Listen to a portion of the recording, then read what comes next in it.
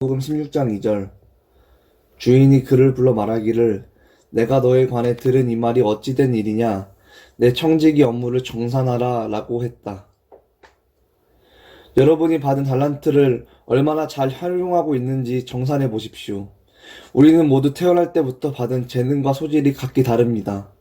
어떤 사람은 유창한 말주변을, 어떤 사람은 글솜씨를, 어떤 사람은 아름다움을 분별하는 미적 감각을 타고났습니다.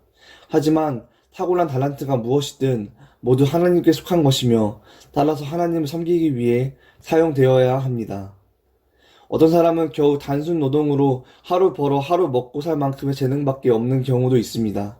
비록 뛰어난 재능을 타고나지는 못했더라도 그들 역시 하나님께서 주신 달란트를 얼마나 잘 활용했는지 정산해야 합니다. 아무런 달란트도 가지지 않은 사람은 한 명도 없습니다. 누구든 타고난 재능이나 교육을 통해 얻은 특기를 하나쯤은 가지고 있습니다. 우리는 모두 어느 정도 재능을 소유하고 있으며 그것을 하나님을 위해 어떻게 사용했는지 정산해야만 합니다. 10달란트를 받았지만 그것을 모두 헛되이 써버린 사람들이 정산을 하면 어떤 결과가 나오겠습니까? 나폴레옹과 같은 사람들의 정산 결과는 어떠했을까요? 무신론 사상가 볼테르와 같이 놀라운 지적 재능을 받았지만 그것을 모두 사탄에게 헌납하고 인류를 파멸로 인도한 사람의 정상 결과는 어떠할까요? 그런데 이런 세상의 위인은 둘째치고 여러분 자신은 어떻습니까? 여러분은 어떤 특별한 재능을 가지고 있습니까? 여러분에게 말주변이 있습니까? 그러면 그 재능을 사람들이 아니라 그리스도를 위해 사용한 적이 있습니까? 글솜씨가 있습니까? 그러면 사람들을 구세주께로 인도하기 위해 그 재능을 사용한 적이 있습니까? 혹시 여러분은 10달란트를 받았는데 그것을 전부 꽁꽁 싸매어 땅에 묻어두지는 않았습니까? 아니면 모두 자신을 위해서 사용하지는 않았습니까? 하나님과 거룩함과 진리와 의를 위해 사용한 적이 없습니까? 그렇다면 내 청지기 업무를 정산하라 라는 명령이 얼마나 두렵겠습니까? 우리 중에는 두려움과 떨림으로 자신의 달란트를 정산하는 사람이 아무도 없기를 바랍니다. 여러분이 받은 물질을 정산하십시오. 우리는 모두 각자 받은 세속적인 물질이 다릅니다. 극소수의 사람만이 하나님께 엄청난 부를 위임받았으며 일부에게는 상당한 부가 맡겨졌습니다. 하지만 대다수 사람은 겨우 먹고 살 만큼의 재산만 주어졌습니다. 우리에게 맡겨진 재산이 많든 적든 우리는 언젠가 그것을 모두 정산해야만 합니다. 부유한 그리스도인들은 정산하는 날에 과연 무슨 말을 할까요? 그들 중에는 자기 재산을 하나님의 뜻을 위해 사용하는 것은 고사하고 11조도 제대로 바치지 않으며 기껏해야 남에게 보이기 위해 아주 조금만 자선사업에 기부하는 사람이 많을 것입니다. 교회에 다니는 하나님의 청지기들이 모두 신실하게 주어진 의무를 다한다면 교회 재정이 부족할 일은 결코 없을 것입니다. 이 나라에는 한 달 수입으로 한 가족 전체를 평생 부양할 만큼의 돈을 버는 유능한 사람이 많습니다. 그들은 수백만 달러를 정산할 때 무슨 생각을 할까요? 아마도 스포츠와 여가에 돈을 너무 많이 썼군. 데이트 비용이 너무 많이 들었어. 다이아몬드를 사고 이런저런 사치를 하느라 돈을 너무 허비했어. 정도 생각할 것입니다. 하지만 거리에서 굶고 있는 가난한 사람들을 위해서는 아무 일도 하지 않습니다.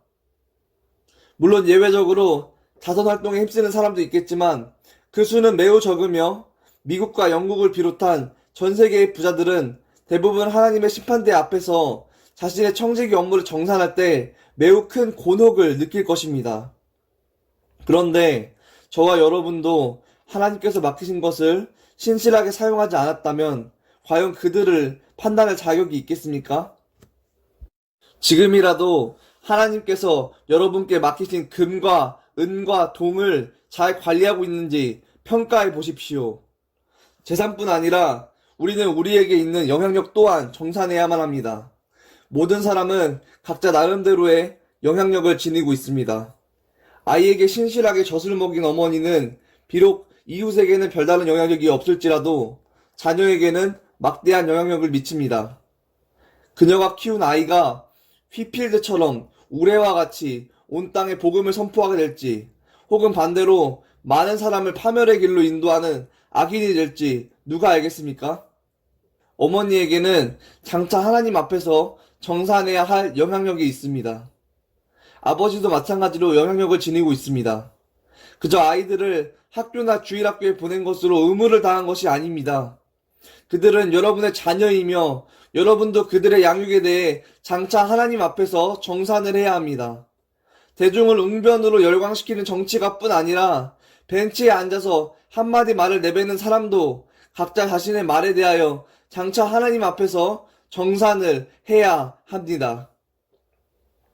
수백만 달러를 동원해 전쟁을 예방한 사람만 위대한 것이 아니라 잠깐의 미소와 한마디 말로 죄를 예방한 사람도 위대합니다. 여러분 중에 영향력이 없는 사람은 없습니다. 그러면 여러분은 그 영향력을 어떻게 사용하고 있습니까? 주님을 위해 사용하고 있습니까? 여러분의 청지기 업무를 정산해 보십시오. 여러분에게 있는 영향력은 영원히 지속하는 것이 아닙니다. 하나님께서 우리에게 맡기신 것 중에 우리가 가장 소홀히 여기는 것은 바로 시간입니다. 그러므로 지금부터 제가 하는 이야기는 다른 사람이 아니라 바로 여러분이 장차 하나님 앞에서 정산해야 할 자원에 관한 것입니다. 여러분이 지금까지 살면서 자신을 평가해 왔다면 얼마나 좋았겠습니까? 다른 사람의 성품에 대해서는 얼마나 열성적으로 평가합니까? 타인의 잘못을 찾아내는 일은 얼마나 쉽게 합니까? 불우이웃 성금을 내는 사람을 향해서는 저 사람은 그저 자신을 드러내기 위해 돈을 기부하는 것일 뿐이다 라고 말합니다. 또는 저 여자는 그리스도인처럼 하고 다니지만 사생활은 매우 문란하다 라고 하거나, 복음을 전하는 목회자에게 저 목사는 매우 열정적이긴 하지만 편안한 삶을 누리며 목회를 통해 많은 혜택을 얻고 있다 라고 비방합니다. 이처럼 우리는 남을 평가하기를 좋아하며 그 평가는 적어도 우리는 놀라울 정도로 정확하다고 생각합니다. 하지만 다른 사람이 같은 기준으로 우리를 평가할 때는 그의 판단을 매우 부조리하게 여기며 쉽게 받아들이지 않습니다. 하지만 마지막 심판날에 우리에게는 다른 사람을 평가할 기회가 주어지지 않을 것입니다. 그러니 이제부터 다른 사람의 행실에 관해서는 관심을 끊으시기 바랍니다. 다른 사람이 여러분보다 못하다고 해서 여러분에게 무슨 유익이 있습니까? 그것이 여러분의 죗값을 조금이라도 줄여줍니까? 다른 사람이 모두 겉과 속이 다르다고 한들 무슨 상관이 있습니까? 아마 여러분도 그들과 다르지 않을 것입니다. 그들의 위선을 밝혀낸다고 해서 여러분의 위선이 사라지지는 않습니다. 여러분 자신을 판단하십시오. 그래서 남들이 여러분을 판단하지 않게 하십시오. 자신의 상처를 싸매고 자신의 영혼을 돌보십시오. 우리는 각자 하나님 앞에서 자신의 일에 대해 정산해야만 합니다. 또한 여러분이 정산한 내용을 보고해야 하는 대상은 하나님이지 다른 사람이 아니란 사실을 기억하십시오. 오직 남들에게 존경을 받기 위해서만 사는 사람이 많습니다. 우리가 존경하는 사람이 우리에게 미소 지어주면 모든 것이 잘 될 것만 같습니다. 반대로 그 미소가 사라지면 마음의 상처를 입고 부당한 취급을 받았다고 생각합니다. 하지만 사람들에게 판단받는 것은 그리 대수로운 일이 아닙니다. 성경은 로마서 14장 4절, 너는 누구이길래 남의 종을 판단하느냐? 그가 서거나 넘어지는 것이 그의 주인에게 달려있다 라고 말합니다. 그러니 사람들의 판단에 신경 쓰지 마십시오. 하나님 앞에서 정산하는 것은 각자 개인적으로 하게 될 것입니다. 따라서 다른 사람이 여러분에 대해 어떻게 생각하든 아무런 상관이 없습니다. 피타고라스는 제자들에게 매일 저녁 하루 동안 자신이 한 일을 모두 기록하게 했습니다. 저는 이 방법이 매우 좋다고 생각합니다. 우리는 하루 동안 무슨 말과 행동을 했는지 잘 기억하지 못하기 때문입니다. 여러분도 잠시 앉아서 생각해 보십시오. 앉아서 연간 계획표를 살펴보십시오. 가슴에 손을 얹고 한 해 동안 무엇을 했나 되새겨 보십시오.